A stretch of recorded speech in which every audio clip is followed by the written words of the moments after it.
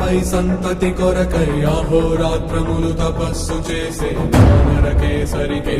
కుల సతి కడుపు పట్టగా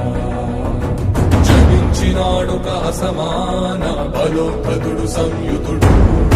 అంజనాసుతుడు పవననందనుడు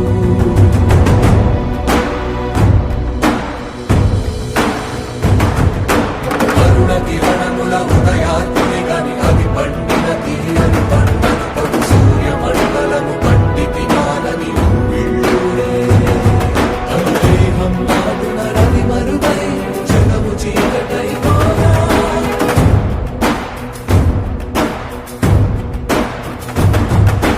అది అమరేంద్రుడు గమనించి తన ఐరావతమధిరోడించి ఆంజనేయుని సమీపించి తన వజ్రాయుధమును విసరగా అది పవననందనుని హనుముని తాకా చిందిన రక్త బిందువే విద్యుద్వేగంతో ధరణి స్థలి వంద కడలిలో చచ్చి